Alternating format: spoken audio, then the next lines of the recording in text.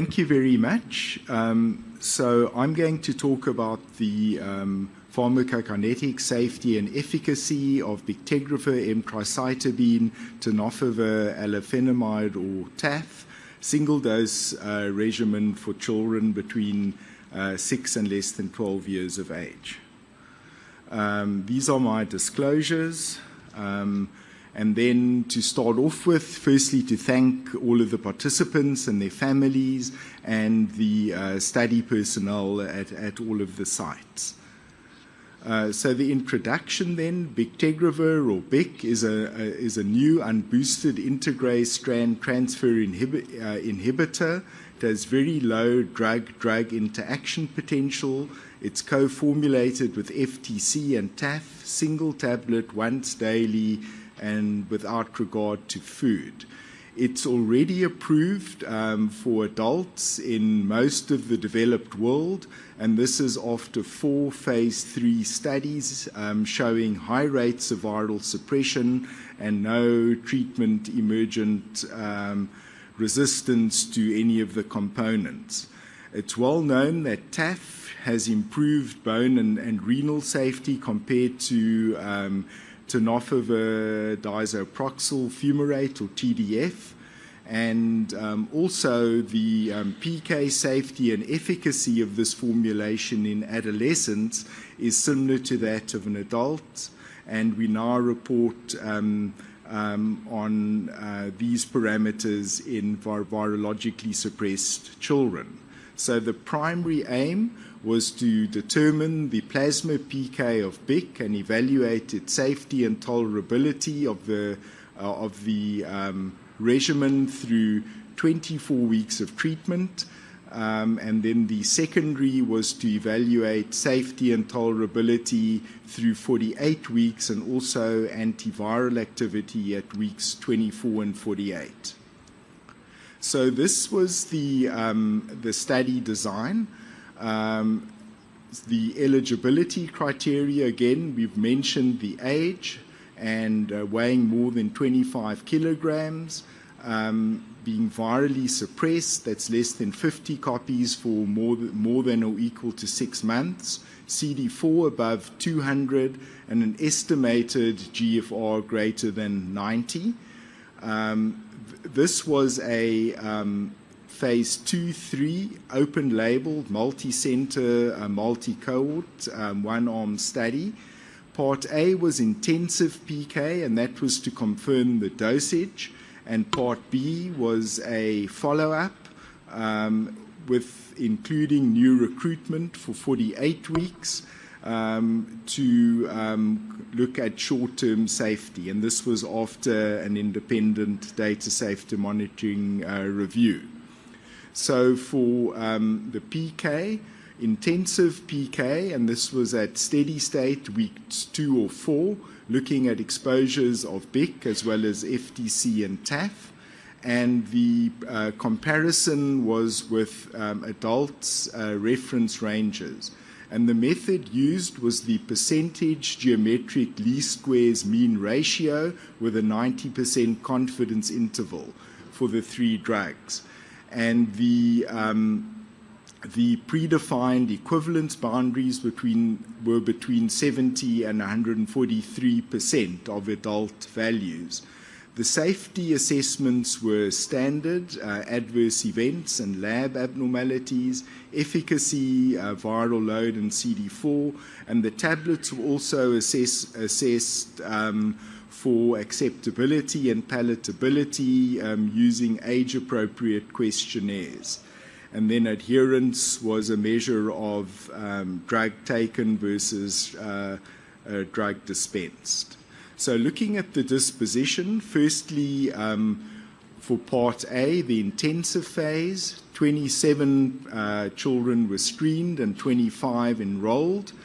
There was then an IDMC evaluation of the PK data, and approval was given to proceed with Part B on the basis of the data that they saw.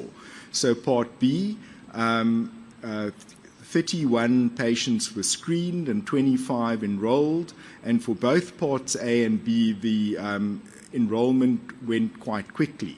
So the total in this cohort was 50, and none discontinued and are all on the study drug. Looking at the baseline characteristics, firstly, the median age was 10. You can see a nice range between 6 and 11. A good weight of 29, females slightly more than males.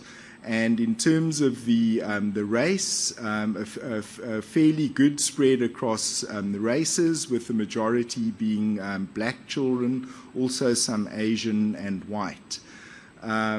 In terms of countries, again, good enrollment in the 4 countries. South Africa had slightly more, but also well represented in USA, Thailand, and Uganda.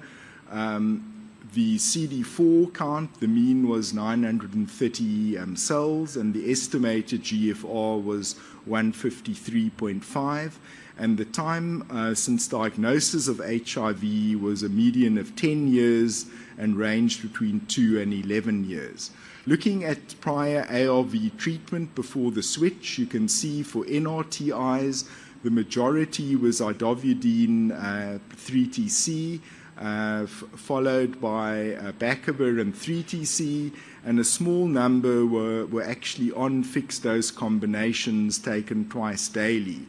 For the third agent, the PI was usually lopinavir ritonavir was more common than the NNRTI, and then a small number were already on integrase strand inhibitors. So now looking at the intensive PK and the main objective of the study, looking at the area under the curve over time, that's between dosages, 24 hours, looking at the ratio of children to adults in the last column, you can see that they were fairly equivalent. Looking at the Cmax, it was a bit higher than for adults, but with the ratio within acceptable limits. And looking at the lowest concentration over the dosage interval, it was lower in children than in adults, but also the ratio being acceptable. In terms of the high Cmax, no exposure safety issues were noted. And looking at the lowest concentration, that level was 14 times higher than the protein-adjusted effective concentration. So it was still a more than acceptable concentration. Looking at the other components, firstly the FTC, what you can see is that both the area under the curve, the Cmax, and in fact also the lowest concentration were higher than adults. The GMR was slightly higher for area under the curve and Cmax, and equivalent but slightly lower for the lowest level. For TAF, again, the exposures, area under the curve was a bit higher, and the Cmax was also a bit higher, and you can see the percentage GMR at 175 for area under the curve and 170 for the Cmin. However, these values for FTC and TAF were consistent with historical data from adults, adolescents, and children using FTC TAF products, including the elvitegravir, cobikistat, Genvoya. Looking at overall safety, firstly, this was over 33.6 weeks of evaluation. You can see that there were, as always, adverse events, most common of which were upper respiratory tract infections, and none were grade 3 or 4, none were serious, no one discontinued, no deaths. And in terms of adverse events related to the drug, there were 6. And you can see a list, 1 each: abdominal discomfort, diarrhea, fatigue, increased, decreased appetite, dizziness, headache, and rash. Grade 3-4 lab abnormalities were very uncommon. There were 4 that resolved fairly very easily. In terms of changes in the estimated GFR, at the end of the study period, it was -11, and that's in keeping with competing with creatinine for tubular secretion. So your serum creatinine actually rises because of that. So again, this is a known effect and is not considered clinically significant. In terms of virologic outcome, and you can see that the children remained suppressed. The CD4 counts remained essentially unchanged, and this was a snapshot analysis at week 24 and involved 25 of the 50 participants in the study. None needed resistant studies.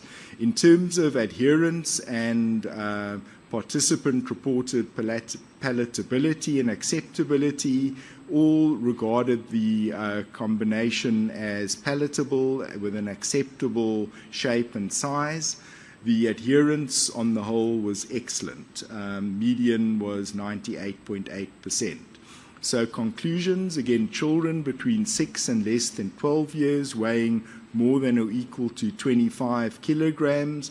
The exposures of the 3 components, BIC, FTC, and TAF, were consistent with what was seen in adults in phase 3 trials. It was well tolerated, good rates of virologic suppression, and the efficacy and safety were again consistent with earlier data.